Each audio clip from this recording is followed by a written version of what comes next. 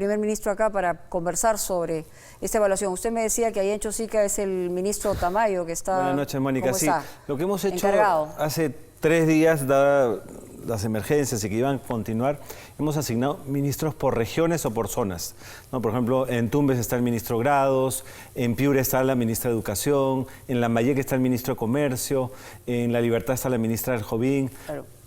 Energía y Minas, Tiene la Cultura, máxima decisión en ese lugar. Lo que está pasando es, hay otros ministros, por ejemplo, en mi caso, Defensa, Transportes, Vivienda, que tenemos que ver temas transversales. Claro. Y a los ministros con una cartera que no tiene que ver tan directamente con los desastres, van a ayudar. ¿Qué está pasando? La idea es, 1, que sirvan de voceros ahí, 2, que coordinen entre las autoridades, 3, por ejemplo, en Ancash no había una autoridad que tome el liderazgo. Bueno, toman el liderazgo inicialmente para que se establezca. Ancash, sobre todo por las razones de corrupción, que hay gente en la cárcel y que es una... La verdad que se ha visto claramente la desgracia en la que se ha convertido. Estuve hace 3 días, el gobernador en la cárcel, el subgobernador en Lima atendiendo juicios. Entonces no había una autoridad. Entonces fuimos, restablecemos la autoridad, instalamos estos comandos de operaciones de emergencia, que son los COER, para que realmente operen. ¿Y cómo funcionan estos? Juntamos a INDECI, a los representantes de salud, el gobernador regional que lo lidera, etcétera, para que ellos todos los días se reúnan y vean qué atenciones se tienen que dar. Y lo que hacemos nosotros es apoyar el trabajo que están haciendo en el COER. ¿Y cómo se va habilitando el presupuesto, digamos? ¿Cómo se va señalando no solamente prioridades, coordinaciones con las autoridades, sino habilitando el presupuesto para lo principal, ¿no? Hay 3 grandes temas. 1, el dinero en efectivo que hemos dado a los municipios. Estamos hablando de 100.000 soles que ya salieron a muchos municipios. Caja chica, digamos, inmediata. Inmediata, y hay algunos municipios que se le ha dado otros 100.000 soles. Necesitan el combustible, necesitan alquilar una máquina, etcétera, etcétera. 2, a través de los sectores. Por ejemplo, un tema fundamental en estos tiempos es la fumigación. Entonces, la ministra de Salud da recursos a las regiones para que hagan fumigación. El ministro de Vivienda también a su sector. Entonces, así se va distribuyendo recursos. Y 3, el tema de la ayuda humanitaria o la ayuda de emergencia. Y eso se distribuye a través de las Fuerzas Armadas. Tenemos 4.000 miembros de las Fuerzas Armadas desplegados y 35.000 policías que realmente están haciendo un trabajo extraordinario. Y eso se suma a, por ejemplo, los trabajadores de INDECI. Y también lo que estamos haciendo es la distribución de la ayuda humanitaria. Estamos hablando hoy, llegamos a los 100.000 afectados. 100.000. 100.000 afectados. Entonces, ¿cómo se distribuye? Cuando hablamos de afectados, ¿es que lo han perdido todo? ¿Cuál es digamos, el criterio para hablar de la afectación? Porque pueden haber niveles de afectación. Sí, es una afectación alta, es decir, que han perdido vivienda o se tiene que rehabilitar la vivienda de una forma importante. Ahora, cuando hablamos, el que ha tenido más afectación ha sido Lambayeque, después Piura, después Ancash y después Lima. La Libertad, con lo que ha pasado hoy día, seguramente, lamentablemente, va a pasar a un nivel de afectación mayor. Y entonces, en base a ese trabajo que hace de reconocimiento el INDECI, nosotros comenzamos a repartir ayuda. Entonces, ya hemos repartido ayuda, además han salido ya buques. Acá lo importante es que, mientras la Panamericana no está conectada, lo que estamos haciendo son puentes aéreos, es decir, viajes que están haciendo a Chimbote, a Trujillo, a Chiclayo, a Piura, y mañana empezamos a Tumbes, y también la conexión marítima a través de buques de la Fuerza Marina, pero también el sector privado ha puesto buques. Una pregunta que ha generado, ahí tenemos justamente las regiones más afectadas. Sí. A ver, que Piura, Lambayeque, Ica, Arequipa, Loreto, Huancavelica, Tumbes, Lima, Ancash y Madre de Dios. Los tenemos en números, los tenemos en damnificados, y en el mapa se ve claramente que varios sectores de la costa, tenemos la selva y tenemos también la parte central de Huancavelica, ¿no? Que es lo que estamos viendo en este momento. Hay una pregunta que se ha hecho mucha gente y ha generado polémica. Eso, ¿por qué no se declara en emergencia el país? Hay que explicarlo, porque eso es que la gente dice, no se declara en emergencia, estamos en emergencia. Estamos declarados en emergencia. Este país está en emergencia. ¿Qué significa emergencia? Tenemos 811 distritos, 108 provincias y 12 regiones declaradas en emergencia. ¿Qué significa declararse en emergencia? Que tiene flexibilidad para el gasto, que el gobierno central te distribuye mayores recursos, que podemos desplazar, por ejemplo, a las Fuerzas Armadas. ¿Qué pasaría si se declara emergencia nacional?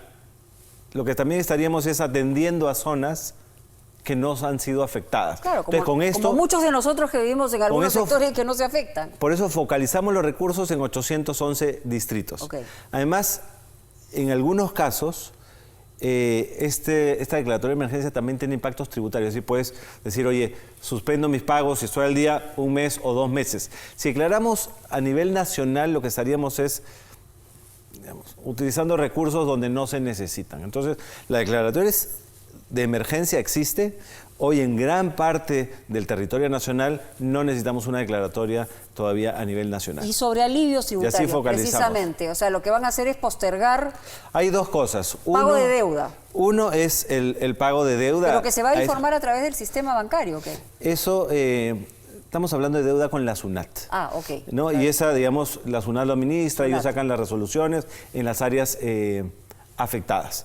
También he visto una comunicación de las BANC diciendo que en los temas agrícolas también van a dar el apoyo correspondiente. Entonces, digamos, creo que hoy lo que estamos viendo es que todos están poniendo el hombro. Es impresionante la solidaridad que estamos viendo en términos de los ciudadanos en el Perú.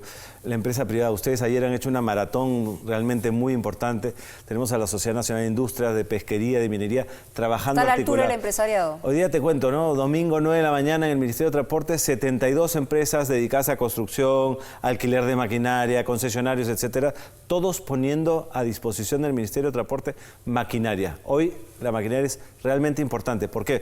Necesitas restablecer las vías, encauzar los ríos, etcétera, y nos han puesto la maquinaria que necesitamos. Hemos recibido ayuda del exterior, entiendo que Bolivia, Ecuador... Le cuento que ya hoy día llegó el primer vuelo de Ecuador con ayuda humanitaria. Colombia, que ha anunciado mañana también. Colombia ya llegó, ya está en Piura, 40 toneladas de ayuda humanitaria, pero lo más importante, 4 helicópteros, que justamente lo estamos destinando. Cuando tú tienes que las vías se cortan, necesitas hacer estos puentes aéreos. Sí, claro. Los hacemos con aviones, pero hay pequeños lugares que se quedan totalmente y no tienen aeropuerto. ¿Qué lugares son los que todavía están aislados?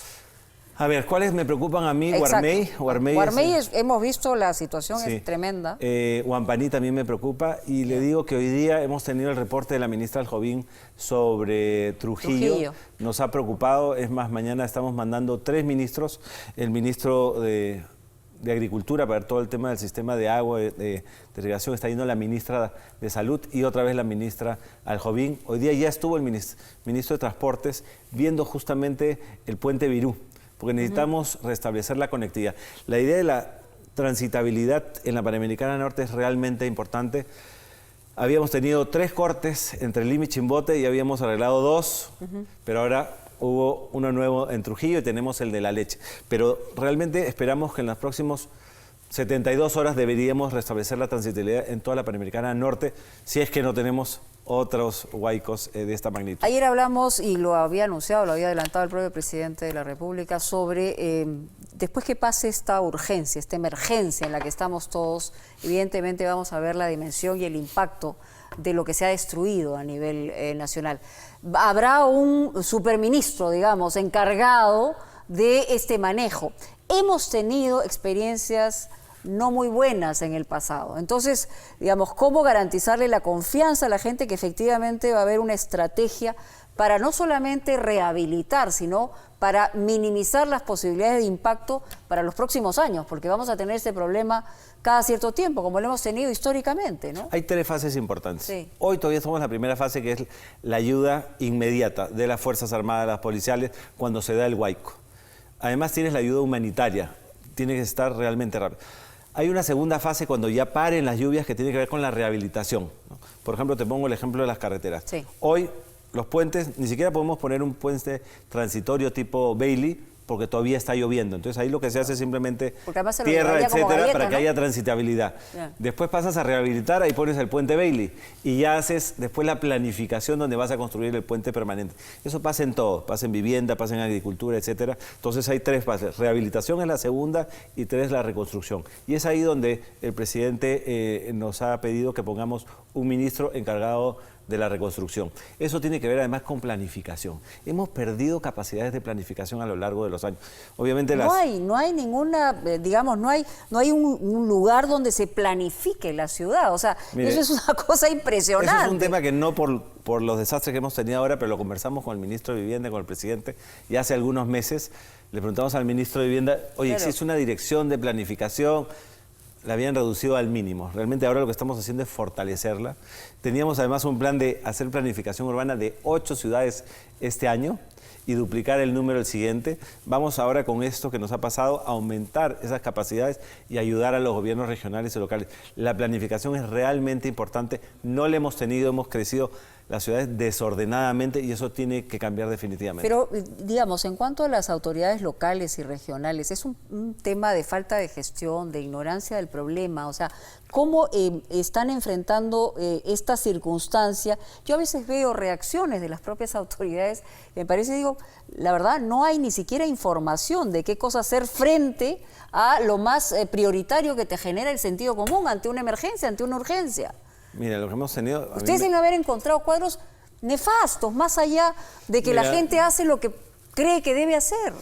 Y a veces la autoridad no funciona, te hablo a nivel de alcaldes distritales, y la misma comunidad ejerce un liderazgo importante y con ellos estamos coordinando. Casi innato. Pero digamos, lo de Ancash, no podíamos instalar el comando de operaciones de emergencia porque no había un gobernador que nos ayude a instalar, tuvimos que hacerlo con el general que estaba ahí. En otros momentos nos ha pasado que el alcalde no está presente, etcétera. Entonces sí hemos tenido algunas ausencias, pero también hemos tenido gobernadores que han estado liderando sus zonas. Yo sí tengo que reconocer que en el norte hemos tenido apoyo importante de gobiernos regionales.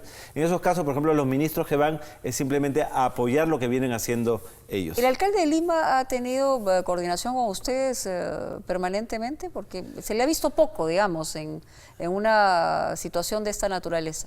Hemos tenido algún grado de coordinación. Sí he visto a sus equipos de INDECI trabajar con los equipos de INDECI nacional. Ahora lo que nosotros hemos hecho... sería saludable, digamos, que una autoridad tan importante, lo ha dicho el propio presidente hoy en una entrevista en El Comercio, que tenga una coordinación mucho más estrecha. Ha dicho que es un hombre muy poderoso. Entonces, en realidad, lo que es importante también aquí es ver de trabajar en el mismo sentido, ¿no? Y verlo a nivel de Lima metropolitana, pero también Lima provincia, ¿no? Que digamos Huarochirí, Yauyos, ya es Lima provincia.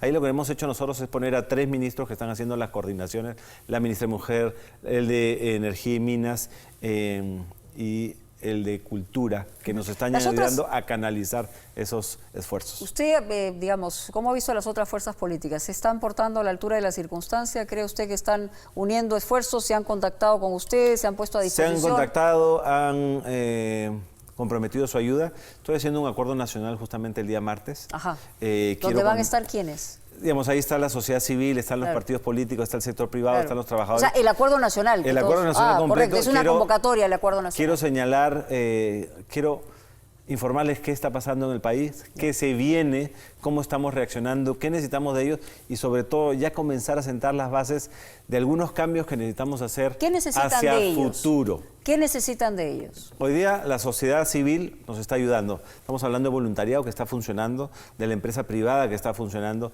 Sí, lo que vamos a necesitar a nivel de las autoridades políticas, yo sí creo que después de esta situación de emergencia que nos ha agarrado desprevenidos, con este sistema a veces de autoridades locales que no nos está funcionando, sí queremos revisar qué normas se necesitarían cambiar hacia futuro para tener una reacción más eficiente frente a un desastre de esta naturaleza. ¿Y tiene una idea de algunas normas que deberían cambiarse, ¿no?, a estas alturas? Nos ha agarrado desprevenido, usted ha señalado, y efectivamente, yo recuerdo claramente que en el último año del gobierno de Ollanta se habló muchísimo del niño, se habló incluso de los fondos que había que estábamos absolutamente preparados para un impacto de esta naturaleza. Se gastó dinero para, en algunos casos, para prevención, y en esos casos ha funcionado. Pero lo cierto es que esto después se desactivó.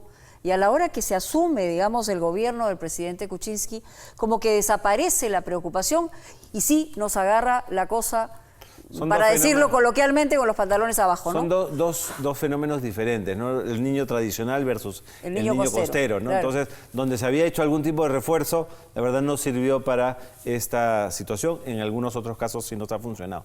Donde yo hablo de reformar y hacer cambios, por ejemplo, la línea de mando cuando hay emergencias. Por ejemplo, ¿cómo debería haber sido? Un INDECI que realmente tiene influencia hacia abajo. Por ejemplo, hoy día estoy buscando... Le quitaron prerrogativas al INDECI. Es increíble. Es impresionante. Eso es una cosa que a mí me ha sorprendido, ¿no? Ahora, esta división entre CENEPRED, que ve la planificación, INDECI, yo también creo que no ha funcionado. Realmente debería haber una sola institución que esté viendo todo. Le digo, hoy día estamos buscando lugares para establecer los centros de refugio. Entonces, oye, es algo elemental, ¿no? Claro. Entonces, ¿quién tiene la información? El gobierno regional, pero no la comparte con el gobierno nacional. ¿Por qué? Porque una función dijo que lo tenía que ver y nadie se preocupó en realmente integrar la información. Entonces, tráiganme los planos, establezcamos cuáles son los centros de refugio, cómo establecemos la canalización de la ayuda para crear estos centros de refugio. Entonces, sí vamos a tener que solucionar algunos temas, pero hoy nada de eso nos sirve. Podemos sacar cualquier ley, no va a tener impacto. Hoy lo que está funcionando es el apoyo de las Fuerzas Armadas, el apoyo de la policía. Que lo está haciendo estupendamente. El despliegue de los ministerios que ha sido realmente importante y la solidaridad de la ciudadanía. Pero lo que no tenemos, ministro, y evidentemente ustedes tienen que trabajar en eso, es esta gran autoridad en una situación de desastre. Es decir, se debería como protocolo inmediatamente activar una cosa de esa naturaleza. Eso es lo que ha tenido que usted asumir, digamos, dejando todo lo demás paralizado para poderse centrar en esta organización, que se encuentra con estos capítulos que finalmente no se conectan entre una autoridad y otra. Entonces, esa gran autoridad de desastre no existe. No existe y eso es lo que nos ha pasado. Entonces, ese fue un poco el concepto de mandar los ministros a las regiones para que tomen las decisiones ahí y articulen, coordinen y muchas veces digan, oye, esto se hace porque se tiene que hacer, ¿no? Entonces, hemos tenido que sí cerrar ciertas brechas. No nos ha funcionado también a veces el nivel primario, que son los alcaldes, donde también los ministros han tenido que actuar. Entonces, sí, hacia futuro vamos a tener que arreglar. Hoy lo que estamos haciendo es desplegando esto, está funcionando, vamos a continuar. Lo veíamos hace poco, Mónica, lo que se viene, lo acabamos de revisar con el CENAMI, son precipitaciones todavía en la zona norte y en lo que le llaman el Lima y Sierra Central. Esperamos precipitaciones iguales, en algunos sitios ligeramente mayores, en los próximos días con picos el miércoles y jueves. Entonces hay que seguir previniendo, hay que asegurarnos que la gente toma las precauciones del caso. ¿A la población qué le diría usted en este momento? O sea, tiene en este momento miles de personas que lo están Personas escuchando. Que están en las quebradas donde ya vino un huaico, puede venir otro huaico, entonces es mejor desalojar.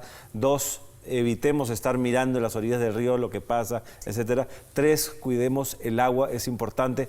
El agua, los huaicos afectan el proceso de abastecimiento de agua potable para la población, entonces se tiene que restringir, entonces tenemos que utilizarla adecuadamente. Va a haber agua, pero tenemos que utilizarla con conciencia. Y ahí yo me sumaría, por supuesto, al llamado que usted está haciendo, porque a veces nosotros tenemos agua y lo que estamos viendo en algunos casos es que hay gente que está regando su jardín o está, digamos, desperdiciando el agua. Francamente, eso es como una bofetada que se le está dando es absolutamente indignante. Y eso es un asunto que tenemos que compartir todos. En recomendaciones, 4, hacerle caso a la autoridad, al policía, a la Fuerza Armada, al sector del ministerio que esté ahí realmente. Sí.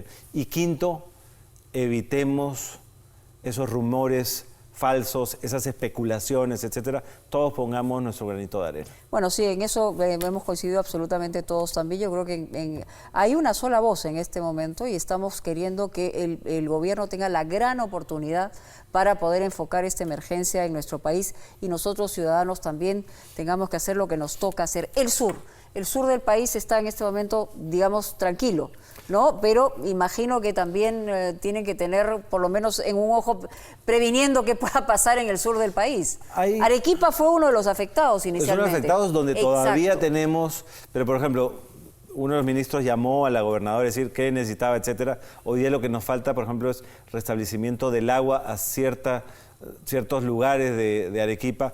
Tienen la maquinaria necesaria por si hay alguna precipitación. Pero hoy estamos centrados, digamos, en Lima, Ancash y hacia arriba. esta semana también vamos a ponerle un ojo importante a Ayacucho y a Huancavelica. Centrales hidroeléctricas, también hay posibilidades que no solamente nos haga falta el agua, sino también la luz. Miren, ¿y en qué situación está el Perú en eso? La verdad que también hay aporte del sector privado aquí. El ministro de Energía y Minas, después de Chosica, se va a una reunión en el COES. Me parece que se reúnen a las 7:30 de la noche. El COES es el Sistema Interconectado de Energía, y revisan puntos de suministro. Si es que hay un problema donde se ha cortado la luz, ven qué ha pasado, si es el transformador, si es la conexión, etcétera, para restablecerlo rápidamente.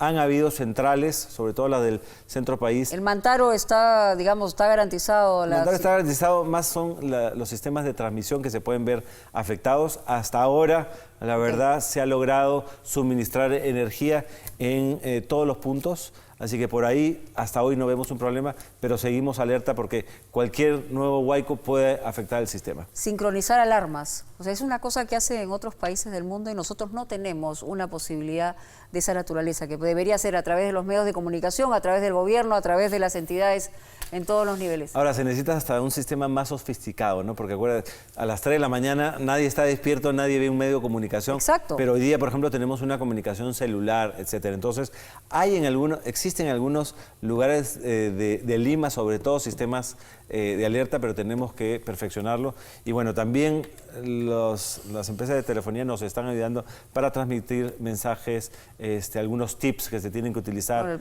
el presidente nos ha enviado mensajes a todos esta mañana. Sí, el presidente. Ahí he visto uno de ellos muy temprano. Sí, esperamos para mañana también dar uno con recomendaciones, justamente lo que hemos conversado ahora. Importante. Muchas gracias, ministro. La verdad que Gracias, Mónica, y gracias a ustedes por esta cobertura que están haciendo, apoyando a los ciudadanos más afectados. Muy amable. Estamos con ustedes en este momento de emergencia del Perú, por supuesto que estamos todos juntos. Muchas gracias.